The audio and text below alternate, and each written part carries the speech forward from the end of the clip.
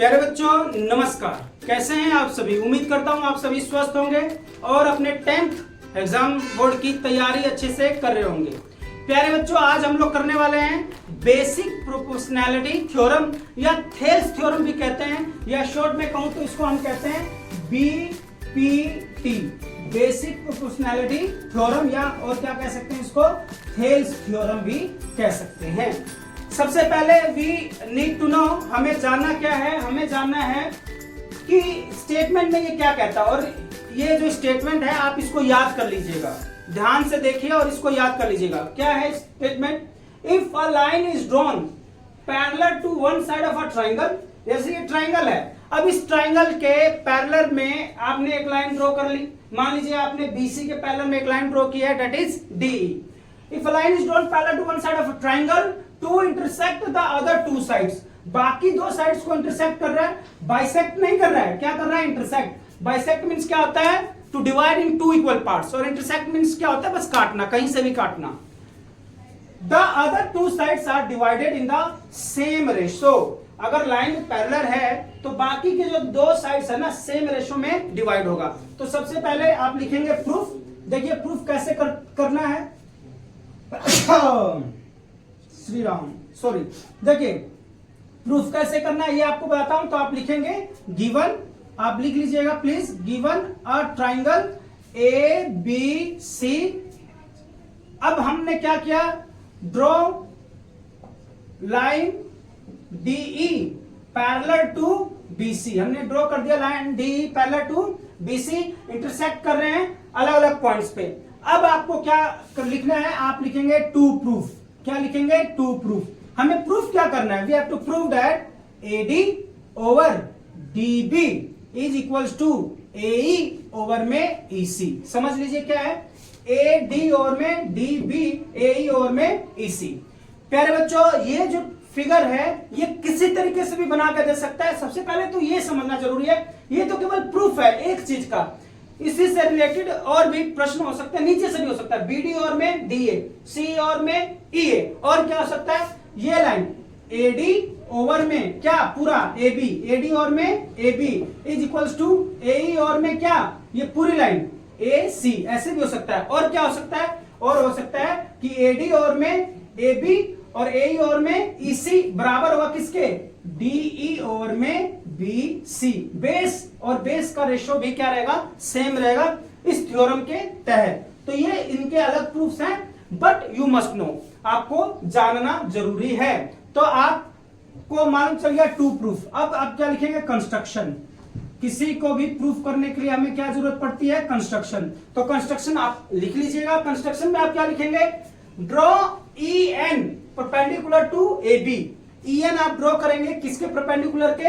A B के perpendicular आपने E N draw कर लिया। तो आप लिख लीजिएगा please, draw E N perpendicular to A B and इधर से DM, DM perpendicular to what? DM perpendicular to A C. इतनी बात समझ में आ गई?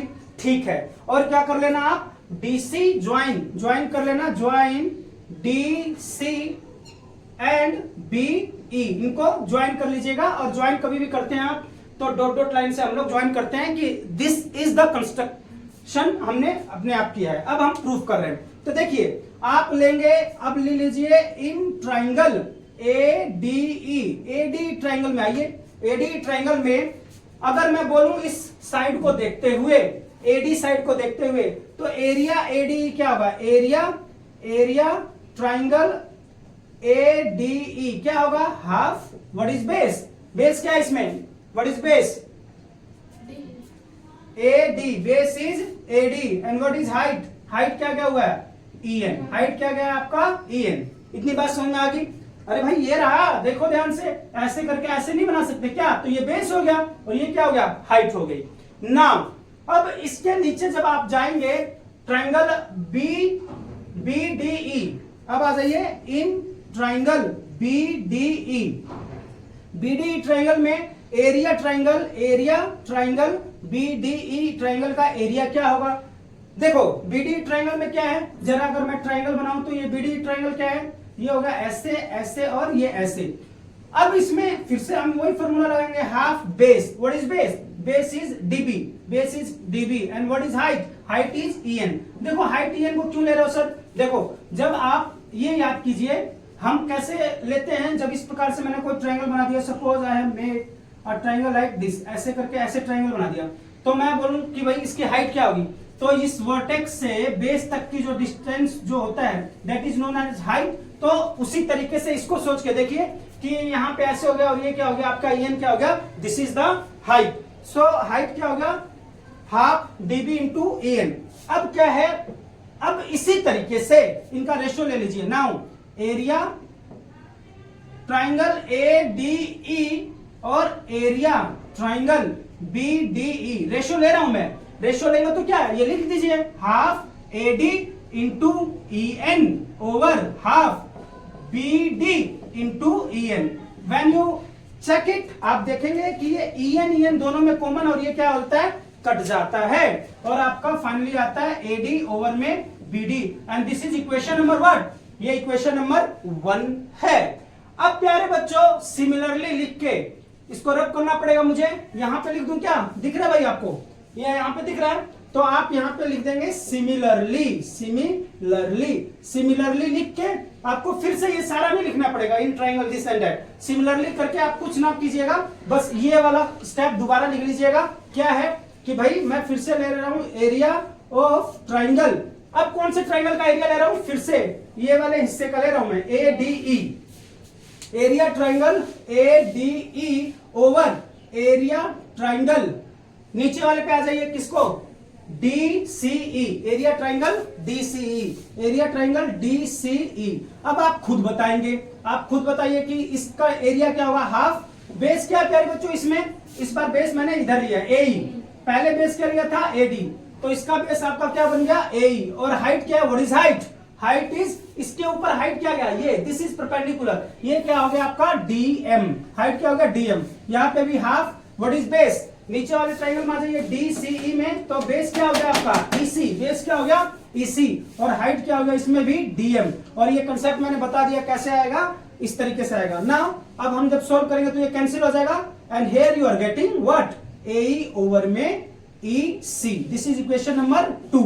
अब प्यारे बच्चों जब हम इक्वेशन 1 और 2 को देख रहे हैं, आप भी देख रहे हैं क्या, दिख रहा है, इक्वेशन 1 और 2 को देखेंगे तो यहाँ पे ए डी ई और यहाँ पे भी A D E, these two are same, ये और ये थोड़ा गड़बड़ा गया, यहाँ पे डी सी आ गया, यहाँ पे ये वाला हिस्सा डी बी ई आ गया और यहाँ पे क्या आ गया डी सी ई, ये सेम नहीं है तो हम इसको भी सेम कहेंगे, मैं तो सेम कहूंगा, आप कैसे कहेंगे, देखिए आप भी सेम कह दीजिएगा। कैसे, जब आपने 9th क्लास पढ़ा था तो you learn a property that कि दो पैरेलल लाइन है और इन दोनों पैरेलल लाइन से सेम बेस से if we make any triangle, if we make any triangle from these two base, same base और इन दोनों पैरेलल लाइन के बीच में, तो उनका एरिया क्या रहता है, सेम रहता है। You have learned in class 9, तो उसका इस्तेमाल करूंगा, तो मैं लिखूंगा area triangle B D E is equals to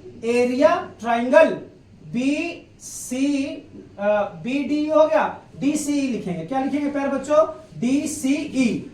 इससे क्या साबित हुआ, यहां पे रीजन जरूर लिख देना रे बच्चों, रीजन क्या लिखेंगे, क्या लिखेंगे reason, triangles are on same base and between same parallel lines, कि जब ट्राइंगल सेम बेस पे और सेम पैरेलल लाइन पे रहते हैं तो उनका एरिया क्या रहता है, इक्वल रहता है। इतनी बात समझ में आ गई। Now give it equation number 3।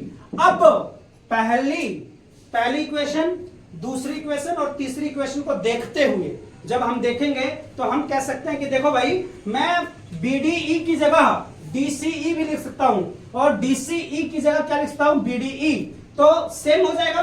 मान लीजिए मैं यहाँ पे डीसीई की जगह क्या लिख दिया, बीडीई, क्या लिख दिया, बीडीई, क्या लिख दिया, बीडीई, तो ये दोनों सेम हो जाएगा। यहाँ पे एरिया एडी और में एरिया बीडी, एरिया एडी और एरिया बीडी, जब ये सेम हो जाएगा तो आप क्या कह सकते हैं, एट लास्ट, यहां से लास्ट है, from equation first, second and third I can say that कि ये रेशियो है, जो ये रेशियो भी क्या हो जाएंगे प्यारे बच्चों, बराबर एडी ओवर में बीडी इज इक्वल टू क्या था, AD और में BD is equal to AE और में EC, AE और में EC, और यही हमें प्रूव करना है। और लास्ट में क्या लिखेंगे, हेंस प्रूव्ड, इति सिद्धम, क्या लिखेंगे, हिंदी में बोलते हैं इति सिद्धम, कि सिद्ध कर दिया भाई।